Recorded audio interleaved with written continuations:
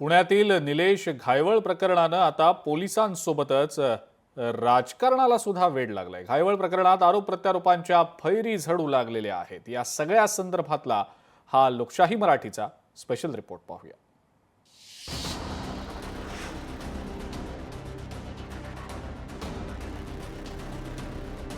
घायवळ प्रकरणात आरोप प्रत्यारोपांच्या फैरी, धंगेकरांची टीकेची मालिका सुरूच। समीर पाटलांनी फेटाळले सर्व आरोप। पुण्यातील कुख्यात गुंड निलेश घायवळ प्रकरणानं आता पोलिसांसोबतच राजकारणालाही वेड लावले।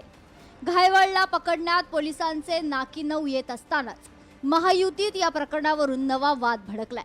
शिंदे गटाचे नेते रवींद्र धंगेकर यांनी थेट भाजपाचे नेते चंद्रकांत पाटील आणि त्यांच्यासोबत काम करणारे समीर पाटील यांच्यावर घायवळशी संबंध असल्याचे गंभीर आरोप केले।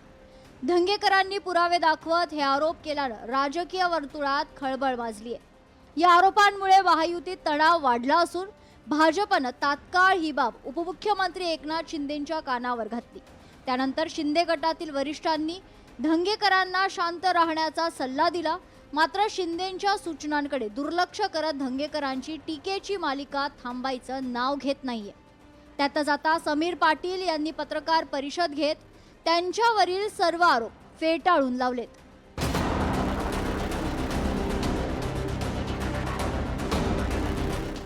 या सगळ्या प्रकरणांमध्ये आमदार रवींद्र धंगेकर यांनी मंत्री चंद्रकांत पाटील यांचे निकटवर्तीय समीर पाटील यांच्यावर निलेश घायवळ याला मदत केल्याचे आरोप केलेत।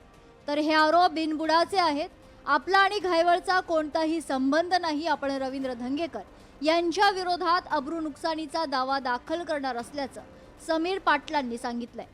माझ्यावर आरोप केलेले आहेत की मी मकोका मधला आत्ता गुन्हेगार आहे, आरोपी आहे। ते त्यांनी सिद्ध करावं, कोर्टमध्ये सिद्ध करावं। जर असं त्यांना आता हे करायचं नसेल तर त्याच्यावर मी अब्रू नुकसानीसाठी गेलेलो आहे। जर पुढच्या येणाऱ्या 1-2 दिवसात त्यांनी त्याच्यावरती त्यांची भूमिका स्पष्ट जर नाही केली, अपॉलॉजी असेल किंवा तो जो आम्ही काही समथिंग 50 कोटीचा दावा दाखल केलेला आहे किंवा अब्रू गेलेली आहे, नुकसान झालेलं आहे ते दाखवलेलं आहे, ते पूर्ण नाही केलं तर 2 दिवसांमध्ये कोर्टमध्ये आम्ही गुन्हा दाखल करू। पहिला गुन्हा गोळीबार प्रकरण, दुसरा गुन्हा बनावट नंबर प्लेट, तिसरा गुन्हा बनावट पासपोर्ट बनवल्याप्रकरणी, चौथा गुन्हा घर आणि कार्यालयात सापडलेले जिवंत काडतूस, पाचवा गुन्हा एका बिल्डरला धमकवत 10 फ्लॅट्स नावावर केल्याचा गुन्हा, सहावा गुन्हा बनावट सिम कार्ड प्रकरण। निलेश घायवळचा भाऊ सचिन घायवळवरही गुन्हा दाखल आहे। त्यामुळे पुणे पोलीस आता घायवळशी संबंधित सर्वांची चौकशी करतायत। निलेश घायवळ प्रकरणांमध्ये वेगवेगळे आरोप प्रत्यारोप होत असतानाच अनेक नेत्यांसोबत त्याचे फोटोही समोर आले। त्यामुळे घायवळ प्रकरणात आता पोलीस अजून काय कारवाई करणार याकडे सगळ्यांचं लक्ष आहे।